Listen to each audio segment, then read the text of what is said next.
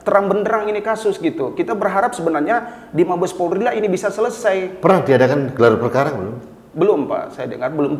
Tapi kok langsung di SP3? Lah, inilah yang menjadi saya bilang harapan kita adalah transparansi di sini ataupun akuntabel ataupun profesional ini harusnya itu gelar yang dijanjikan ke Ibu Erna itu harus dilaksanakan dulu supaya dari pihak-pihak terkait yang diharapkan bisa di dalam menemukan kebenaran tadi tentang persoalan di kebun binatang itu bisa selesai di Mabes Polri.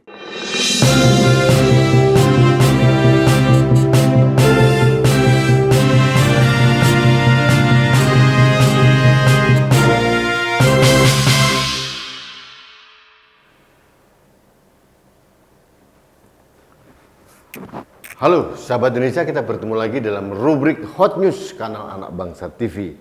Sahabat Indonesia, beberapa minggu yang lalu, sebulan atau lebih, kami pernah mengangkat tentang permasalahan mafia tanah, khususnya yang ada di Makassar.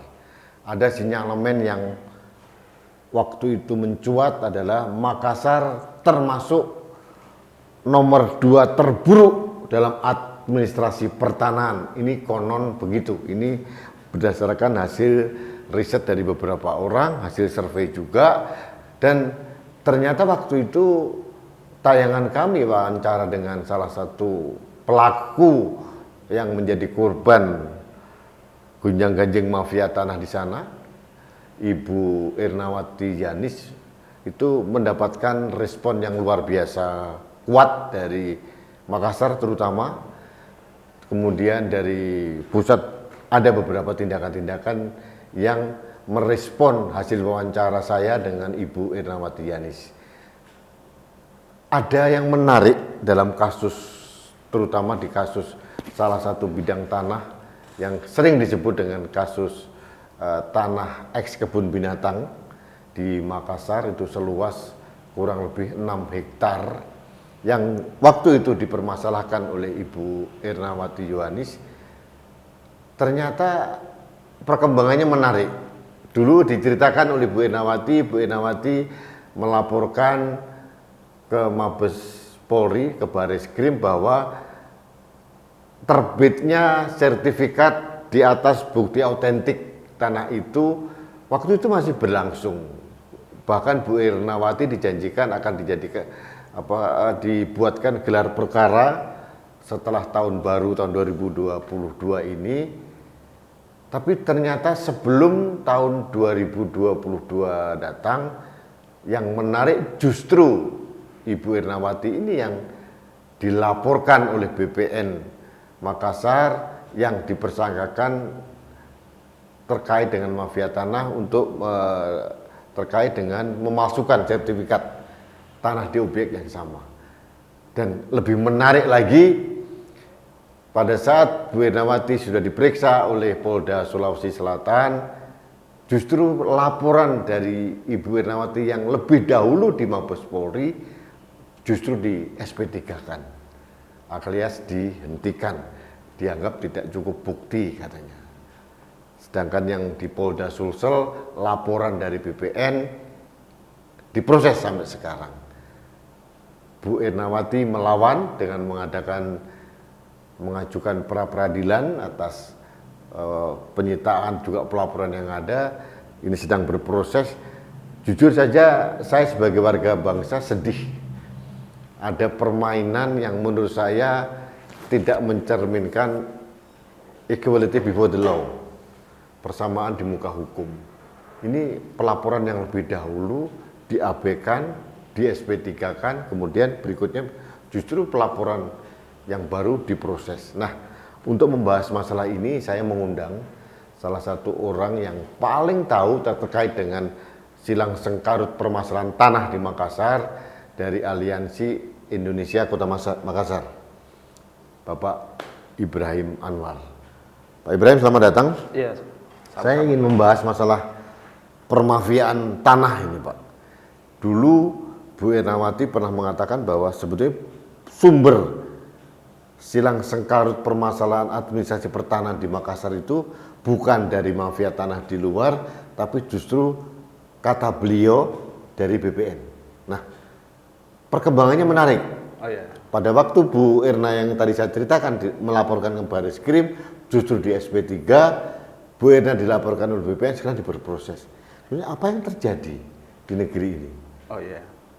Jadi persoalan di Kota Makassar ini kan bukan lagi menjadi rahasia umum tentang carut marut atau sengketa tanah di Makassar. Ini sudah menjadi topik pembicaraan dari dulu, baik di warung kopi ataupun di kampus atau dimanapun, ini semua dibahas. Nah, persoalan ini tidak akan pernah selesai kalau kita nggak kembali kepada histori daripada sebuah permasalahan gitu.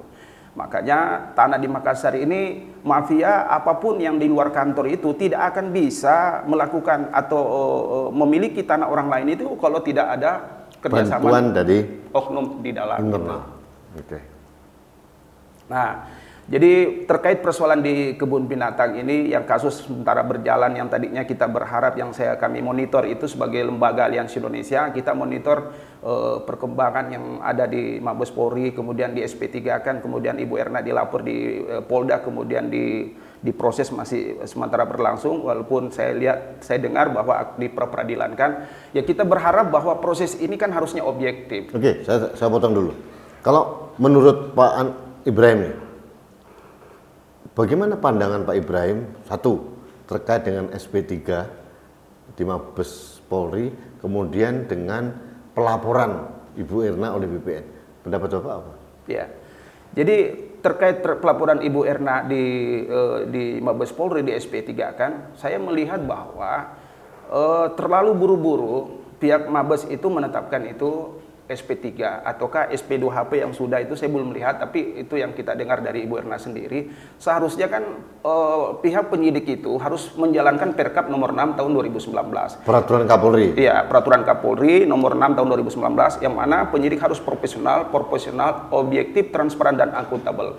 Jadi laporan Ibu Erna di Mabes Polri itu harusnya didudukkan sesuai dengan porsinya gitu, bahwa tanah ini tanah apa sebenarnya di kebun binatang, supaya terang benderang ini kasus gitu. Kita berharap sebenarnya di Mabes Polri lah ini bisa selesai. Pernah diadakan gelar perkara belum?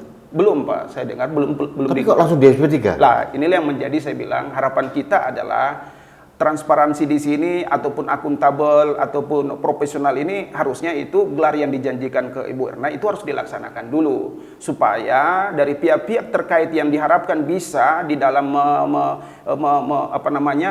menemukan kebenaran tadi tentang persoalan di kebun binatang itu bisa selesai di Mabes Polri. Menurut Pak Ibrahim, ada nggak kaitannya menurut analisis Bapak sebagai orang yang mengerti tentang silang sengkarut pertanahan, kaitannya SP3 dari Bareskrim Mabes Polri dengan pelaporan Bu Erna di Polda Sulsel? Ada kaitannya nggak menurut Bapak?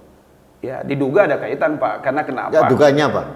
Dugaannya kenapa? Karena kenapa bisa SP3 dikeluarkan di Mabes Polri, kata Ibu Erna, terus tiba-tiba di Makassar itu proses itu berjalan. Padahal yang di Mabes Polri belum selesai tuntas. Ya, itu tadi karena belum ada gelar perkara gitu. Terus? Ya, yang kita harapkan itu adalah bahwa pihak di Bareskrim, utamanya di Arda berapa itu harusnya barang ini diselesaikan dulu, gelar diundang semua dari pihak yang terkait diundang, sehingga barang ini bisa terang benderang selesai di Mabes Polri, bukan malah barang ini dibawa ke Polda Sulawesi Selatan gitu. Artinya diselesaikan dulu tuntas. Kalau memang ternyata pelaporannya Bu Erna salah misalkan, ya, bisa diproses selanjutnya kan? Ya. Oke. Kalaupun benar, lain lagi ceritanya. Ya. Nah, ini ada benang merahnya antara pelaporan di Polda Sulsel dengan SP3 dari Mabes Polri. Itu yang menurut Bapak tadi bilang itu ya? Ya, jadi saya melihat itu seperti itu, kita nggak menuduh. Cuma kan rentetan peristiwa itu kok menyambut seperti itu. Jadi harapan kita adalah bahwa kita dari Lembaga Aliansi Indonesia, Badan Penelitian Aset Negara yang sudah hampir 7 tahun meneliti tentang carut marut tentang sengketa tanah di Makassar, berharap di Mabes Polri itu harusnya gelar itu dilakukan dipanggillah pihak-pihak yang terkait, pihak BPN, pihak yang dituduhkan oleh Ibu Erna, pihak misalkan Topdam yang punya data tentang peta asli tentang posisi daripada ex kebun binatang tadi, dari pihak Ibu Erna, pihak lawyer, supaya kepuasan dari pihak pelapor dan kepuasan dari pihak pemerintah sendiri yang berharap bahwa pemberantasan mafia tanah itu bisa tuntas di Kota Makassar. Kita kembali ke dasar dulu, permasalahannya dulu tentang status tanah ex kebun binatang tadi. Ini mungkin sahabat Indonesia kita agak jumping tadi. Oke. Ingin saya tanyakan dulu, sebetulnya menurut temuan atau analisis berbagai masalah mungkin dari skripsi atau mungkin dari data yang lain, status tanah ex kebun binatang itu sejatinya itu yang sah milik siapa menurut analisis Bapak? Kalau saya melihat di kebun binatang ini, karena ini tanah adalah tanah negara bekas Igindom sesuai dengan data dan hasil skripsi anak mahasiswa kita, adik mahasiswa kita, di sana jelas bahwa tanah itu adalah milik Haji Muhammad Said. Skripsi tahun? Terbit tahun 1984. Skripsinya tahun berapa? Skripsinya tahun 2018. Jadi sudah diuji berarti? Sudah diuji. Bahwa tanah yang seluas hampir 6 hektar ini menurut Igindom dan sebagainya, buku tanah dan sebagainya, sejatinya milik Haji Muhammad Said. Diterbitkan SHM tahun 1984. Oke, itu waktu itu masih agraria ya? Ya, waktu itu masih agraria. Sedangkan Badan Pertanahan itu baru berdiri berdasarkan SK Presiden nomor 26 tahun 1988. Jadi Badan Pertanahan ini lahir tahun 88. Sedangkan masih Kementerian Dalam Negeri. Masih Kementerian Dalam Negeri atau Direktorat Agraria pada saat itu. Jadi sertifikat Haji Muhammad Said ini bukan di Badan Pertanahan, tapi sebelumnya yaitu di Kementerian Dalam Negeri, di Direktorat Agraria pada saat itu tahun 1984. Nah, persoalan ini kan kita harus terbuka semua, harus objektif dalam persoalan ini, bahwa Badan Pertanahan ini diwakili oleh Pak Kakan misalkan melapor Ibu Erna, mengatakan itu tidak benar atau itu bukan produknya, ya memang bukan berarti bukan produknya dan kemudian tidak benar diterbitkan badan kemudian itu menjadi salah, nggak bisa. Karena kehadiran terbitnya sertifikat Haji Muhammad Said kemudian berdasarkan dari alasaknya pendaftaran tanah itu karena perintah undang-undang di dalam Undang-Undang Pokok Agraria 1960 pasal 19 untuk memberi kepastian hukum kepada masyarakat dalam kepemilikan tanah, maka dibukalah pendaftaran di seluruh Indonesia. Maka Haji Muhammad Said sebagai warga negara yang baik, dia daftarlah tanah ini dengan nomor pendaftaran 21559. Waktu pendaftaran itu luasnya 60.000 meter persegi atau 6 hektar, 6 hektar gitu. Okay. Nah, kemudian berjalan waktu beliau bayar pajak, kemudian beliau bermohon sertifikat, terbitlah sertifikat tahun 1984 Departemen Dalam Negeri gitu. Atas nama Haji Muhammad Said. Itu sudah ada dokumennya. Buku tanahnya ada nggak sekarang? Lah sekarang persoalan buku tanah ini kan kembali kepada pihak BPN sendiri yang bertanggung jawab, bukan kepada Ibu Erna, bukan kepada kita, bukan kepada mahasiswa. Karena warka atau buku tanah ini yang wajib menyimpan dan menjaga sehingga bisa terawat untuk kepemilikan masyarakat itu tidak akan hilang, ya itu kewajiban dari pihak BPN sendiri. Nah, kalau misalkan si pemohon dari pihak luar bertanya atau bermohon dengan resmi secara normatif kemudian tidak dijawab lah, berarti BPN juga sudah melanggar Undang-Undang Informasi Publik nomor 14 tahun 2008. Oke, Pak, kembali ke masalah tanah yang ex kebun binatang. Sudah terbit SHM tahun 1984. Tapi ternyata tahun 2000 kalau nggak salah saya ingat itu didaftarkan oleh seorang warga sana namanya Latif Maka, pendaftaran itu. Iya. Itu akhirnya terbit SHM nggak sih atas nama Latif Maka? Jadi kita dapat info dan kita melihat itu diperlihatkan oleh Ibu Erna bahwa ada permohonan SKPT yang dilakukan dulu almarhum Latif Maka, yang mana Latif Maka ini adalah salah satu orang yang menggugat di atas kebun binatang, yaitu ada 3 pada saat itu, yaitu Latif Maka, Balobo Dengugi, saudari perempuan Jenderal Irtasni, dan Dr. Andes Arifudin Donggeng, anaknya Donggeng Bupati Takalar pertama. Nah, Latif Maka di tahun 2000 ini dia bermohon SKPT. SKPT yang keluar itu jawaban BPN bahwa tanah ini telah bersertifikat dengan nomor 2412 atas nama Haji Muhammad Said. Nah, artinya bahwa BPN di kala itu mengakui 22 tahun yang lalu kalau dihitung dari 2020 atau 21 tahun yang lalu. Nah, sekarang ini yang menjadi persoalan ini, kita harus objektif dong. Kita harus kembali kepada cerita awal atau aturan mainnya, bahwa tanah ini tanah apa, kelasnya apa. Apakah dia GG, apakah dia sawah, apakah dia darat. Oke, Pak, biar gak jumping. Dari Latif Maka, konon katanya dijual ke PT Pinisi Property. Itu ceritanya gimana? Ya saya tidak melihat mengikuti perkembangan terlalu jauh ke dalam, tapi intinya bahwa almarhum Latif Maka mengalihkan ini barang ke seorang pengusaha. Kemudian barang ini dialihkan lagi ke Sinarmas, sehingga muncullah di situ papan bicara atas nama PT Pinisi Property gitu. Nah, yang kita melihat di sini dasar alasaknya terbit apa? Apakah tadi ini? Oke, kalau dari SHM-nya Pak Muhammad Said jelas berdasarkan agendum dan sebagainya lengkap. Kalau dasarnya terbit dari SHGB dari PT Pinisi itu apa? Ya, jadi terbitnya itu adalah berdasarkan alasaknya adalah tanah C1 kelasnya sawah. C1 itu apa? C1 itu tanah adat, Pak. Tanah adat. Iya. Padahal itu tanah agendum. Tanah GG atau tanah agendum terponding itu. Tanah artinya yang sekarang kena undang-undang menjadi tanah negara bekas agendum. Gitu. Penjelasan BPN apa? Kok ada objek yang sama, tanah yang sama, terbit dua sertifikat, pasti ada yang palsu salah satunya. Terus ini gimana menjelaskan ke publik ini? Ya, jadi sekarang katanya konon yang megang surat asli yang Bu Erna menjadi kuasa itu dipersangkakan memalsukan sertifikat katanya. Ya, salah alamat kalau Ibu Erna, artinya bahwa dari posisi Ibu Erna ini sebagai kuasa. Kuasa itu adalah perpanjangan daripada pemilik atau ahli waris. Ibu Erna ini nggak bisa dituduhkan karena Ibu Erna ini bukan rangkaian dari sebuah peristiwa hukum yang pernah terjadi sebelumnya. Ibu Erna ini hanya perpanjangan untuk menyampaikan atau melanjutkan kepada baik instansi, pemerintah ataupun siapapun yang melirik daripada objek yang dimaksud gitu. Jadi pemilik tanah sendiri Muhammad Said sudah meninggal. Sudah meninggal tahun 98. Kemudian diwariskan pada anaknya. Ya. Namanya Pak? Ahimsa Said. Nah, Pak Ahimsa Said ini yang memberikan kuasa kepada Bu Erna. Iya. Pada waktu sekarang pelaporan BPN ke Polda Sulsel yang dilaporkan, terlapor pertama siapa? Ibu Erna atau Ahimsa? Ibu Erna. Ahimsa masuk dilapor juga? Jadi ikut terlapor juga. Ya, sebetulnya kalau boleh jujur, yang dilakukan adalah pemalsuan sertifikat. Sebetulnya pemilik sertifikatnya dong? Ya, yang harusnya pihak yang melapor itu harusnya si pemilik atau ahli waris yang dilapor, bukan daripada kuasa. Karena kuasa ini kan baru dia kuasa tahun 2021.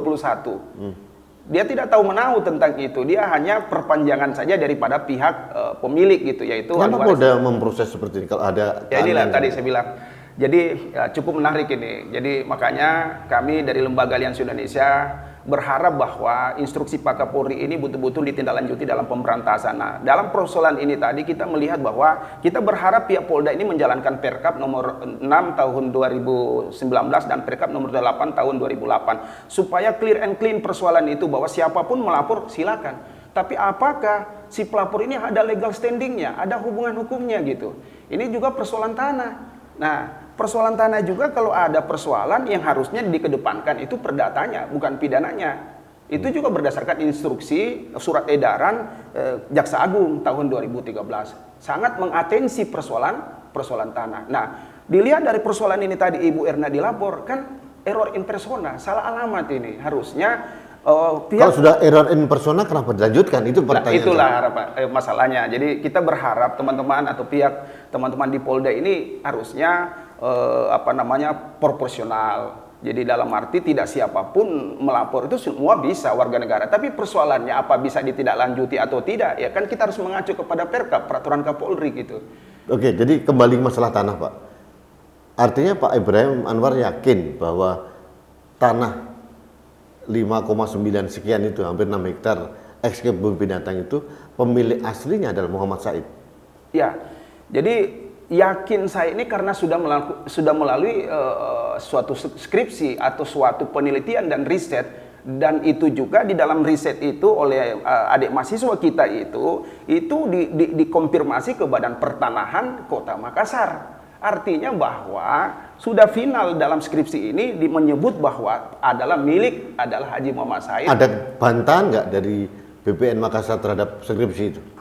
Sampai detik ini belum ada. Oke. Ya, sampai detik ini belum ada. Kita menunggu ini sudah bisa menjadi pembahasan dan menjadi kontribusi buat kita dan dalam penyelesaian persoalan itu bahwa persoalan itu harus selesai lah di Kota Makassar. Carut marut ini tidak usah berkepanjangan sehingga dengan bahan skripsi Mempermalukan diri sendiri. lah itu Oke. mungkin seperti itu. Oke, sebagai gambaran, Muhammad Said ini siapa sih sebenarnya? Iya. Orang kaya banget atau gimana sih? Oh ya, Haji Muhammad Said ini adalah seorang tentara nasional. Oh, TNI. Iya, TNI. Di tahun 60 dia menjabat sebagai kepala camat atau distrik, waktu itu masih distrik Talo. Kemudian dari camat Ujung Tanah, kemudian camat di Bontoala dan camat Wajo. Terakhir menjadi kepala Sempadan. 4 kali. 4 kali camat gitu. Jadi Dia tokoh masyarakat memang. Tokoh masyarakat gitu. Dan dia salah satu pemegang Tolu Pecoe. Apa itu Tolu Tolu Pecoe? Pecoe ini adalah simbol kerajaan di Sulawesi Selatan, yang mana di dalam simbol itu ada 3 simbol, payung riluwu, kemudian simbol bone dan simbol goa. Salah satu pemegangnya ini adalah Haji Muhammad Said. Ini adalah tokoh. Kenapa dia memegangnya? Apakah dia salah satu turunan dari kerajaan Goa atau mungkin Bone atau Jadi dari beliau Luwu? ini turunan dari kerajaan Bone gitu. Bone. Karena beliau asli dari Bone. Oke. Mungkin silsilah dari kakek apa dari Luwu, kemudian ini maka dia dalam masa hidupnya memegang simbol itu tadi gitu. Memegang simbol itu nggak banyak.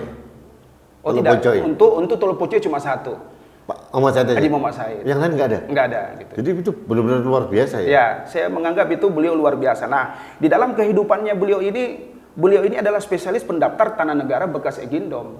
Kalau dengan simbol itu beliau mau angku, mau sombong, mau ngambil tanah-tanah adat, itu bisa-bisa saja. Oke. Tapi itu tidak dilakukan oleh almarhum Haji Muhammad Said gitu. Oke. Ya, Kita udah tahu sekarang profil beliau sebenarnya sangat apa namanya sulit kalau beliau Ya. memalsukan atau Siap, sebagainya. Oke, Pak, terakhir nih Pak, supaya ada kejelasan Pak Ibrahim, dengan sekarang ini SP3 sudah terjadi dari Mabes Polri. Yang sekarang berproses adalah pelaporan BPN terhadap Bu Erna dan Pak Ahimsa tadi ke Polda Sulsel. Tapi disela dengan adanya pra peradilan. Nah, Bapak sebagai pengamat yang netral ini, apa harapan Bapak?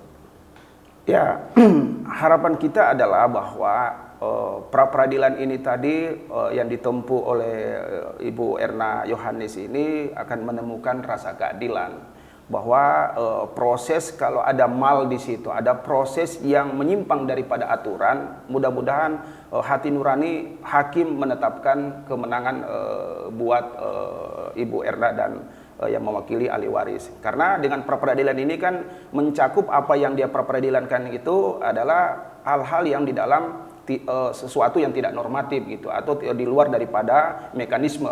Nah, kita harap mudah-mudahan dia menemukan rasa keadilan, sehingga tindak lanjut dalam proses ini kita kembali bahwa pihak penyidik ini harusnya menjalankan Perkap yang kita maksud tadi, Perkap nomor 8 tahun 2009 tentang implementasi hak asasi manusia, dan Perkap nomor 6 tahun 2019 yang mana penyidik itu harus profesional, objektif dan transparan dan akuntabel, sehingga tindak lanjut dari kemenangan ini bisa selesai dan tidak lagi ada tindak lanjut dalam proses dikatakan mau ditersangkakan atau apa. Karena barang ini sudah jelas ada yang melapor itu keliru, di dalam penyitaan juga keliru gitu. Ya. Sehingga clear and clean persoalan ini akan kembali bahwa siapa sih pemilik yang sebenarnya kalau itu dilaksanakan aturan mainnya gitu. Oke, itu luar biasa menarik. Terakhir, paling terakhir lagi nih Pak, apa Bapak himbauan Bapak untuk BPN Makassar?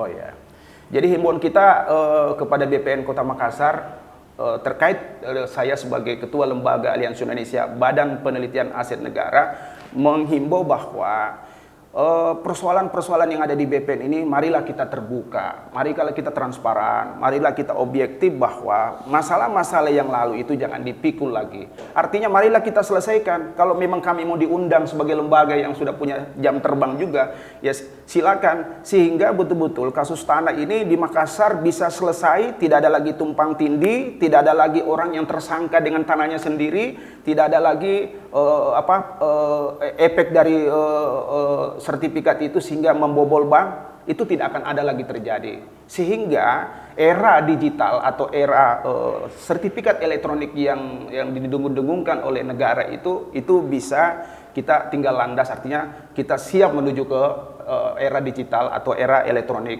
Nah, harapan kita itu tadi bahwa pihak BPN ini betul-betul selesaikan dulu PR-nya. Selesaikan dulu PR-nya yang ada di Kota Makassar. Kan tidak arif dan tidak bijaksana saya buka semua di sini. Hal-hal inilah yang saya harap bahwa mari kita sama-sama, pihak stakeholder semua, dari pihak kampus, pihak dari lembaga, dari ormas, semua duduk bareng dengan... Oke, Bapak menerima nggak kalau ada statement atau mungkin hasil dari riset itu bahwa Makassar itu menempati ranking 2 administrasi pertahanan terburuk se-Indonesia? Saya mungkin menerima Pak, karena saya hidup di Kota Makassar gitu. Orang Makassar? Ya, gitu. Jadi mau tidak mau saya yang alami. Bapak akui juga? Iya, saya akui. Bahkan saya sudah pernah sampaikan ini ke Komnas HAM bahwa di Makassar itu terjadi pelanggaran hak asasi manusia, hampir itu terjadi setiap waktu. Pelanggaran hak asasi manusia adalah di dalam pasal 36 ayat pasal Undang-Undang Nomor 39 Tahun 99 pasal 36 ayat 2. Setiap warga negara tidak bisa dirampas hak asasinya dengan semena-mena. Apakah dengan menerbitkan sertifikat di atas tanah milik orang itu bukan pelanggaran hak asasi manusia? Itu kan pelanggaran hak asasi manusia. Dan kita sudah sampaikan ke Komnas HAM dan Komnas HAM sudah membalas surat kita dan jawabannya telah terjadi pelanggaran hak asasi manusia. Itu resmi dari Komnas HAM? Resmi. Itu untuk terkait dengan kasus yang lain, tapi itu menjadi file project buat kasus-kasus yang lain gitu. Pak, terima kasih. Ini sudah ada pesan yang kuat buat teman-teman kita di Makassar. Bukan berarti kita ingin mendiskreditkan siapapun ya. Kita minta kepada stakeholder yang lain, gunakanlah momentum ini untuk perbaikan semua hal gitu. Karena ini kan merupakan amanah dari Presiden juga. Dan tanggung jawab kita semua. Ya, gitu. Presiden juga sudah geram dengan mafia tanah ini. Gitu. Siap. Kalau terbukti siapapun dari instansi pemerintah atau dari luar ya harus kita sikat. Harus diselesaikan. Nah, ini salah satu pencerahan dan saya juga berharap dari BPN Makassar mau bersedia duduk di sini juga untuk ada klarifikasi apakah penjelasan atau statement dari luar terhadap maladministrasi pertanahan di Makassar itu benar adanya atau apa. Ini perlu juga klarifikasi. Betul. Baik, terima kasih Pak Ibrahim. Mudah-mudahan ini menjadi pencerahan buat yang lain. Amin. Ya. Sahabat Indonesia, demikian pembicaraan singkat saya dengan Pak Ibrahim Anwar. Beliau adalah Ketua Lembaga Aliansi Indonesia Kota Makassar yang sangat tahu tentang permasalahan pertanahan di Kota Makassar, dan terkait dengan tanah eks kebun binatang ini memang penuh dengan aroma keanehan. Jadi saya berharap tidak ada dusta di antara kita ini, termasuk BPN, polisi atau siapapun, bahwa ini sebetulnya tanah milik siapa gitu. Kalau ada objek yang sama kemudian muncul dua sertifikat yang berbeda, pasti salah satunya pasti palsu gitu. Yang mana yang palsu? Tapi kalau kita runut dari belakang tadi penjelasan dari Pak Anwar Ibrahim, kita sudah bisa meyakini bahwa sebetulnya kalau berdasarkan penjelasan Pak Ibrahim, Pak Muhammad Said lah pemilik tanah yang bersangkutan. Ini didukung juga oleh hasil riset dari mahasiswa. Mudah-mudahan hasil riset ini Pak, saran saya diserahkan kepada Polda sebagai acuan. Alhamdulillah sudah Pak. Sudah masukan. Jadi mudah-mudahan Polda juga tidak tertutup kepada masukan dari siapapun ya, sehingga Polda sebagai garda terdepan penegakan hukum ini tidak masuk angin dan bisa menentukan yang terbaik. Jangan sampai ada kesan Polda atau instansi pemerintah yang lain itu bagian dari masalah, bukan pemecah masalah, penyelesaian masalah. Mudah-mudahan hot news ini didengarkan oleh teman-teman saya di Kota Makassar, dan saya mengundang bagi siapapun dari Polda, BPN atau siapapun yang ingin memberikan counter klarifikasi atau mungkin pernyataan yang lain, saya dengan tangan terbuka menerima kedatangan Bapak Ibu sekalian supaya ada kejelasan dan ada balancing information. Tapi semangat saya sama dengan Pak Ibrahim, tidak boleh ada dusta di antara kita. Bahwa masalah tanah ini adalah masalah hak asasi manusia juga. Sudah ada statement dari Komnas HAM, harusnya ini menjadi momentum yang dipakai oleh Polda, BPN maupun yang lain untuk menegakkan aturan yang sebenar-benarnya dan sesuai dengan undang-undang yang ada. Jangan dipermainkan. Itu saja. Terima kasih. Kita bertemu lagi dalam program Hot News Kanal Anak Bangsa berikutnya. Sampai jumpa.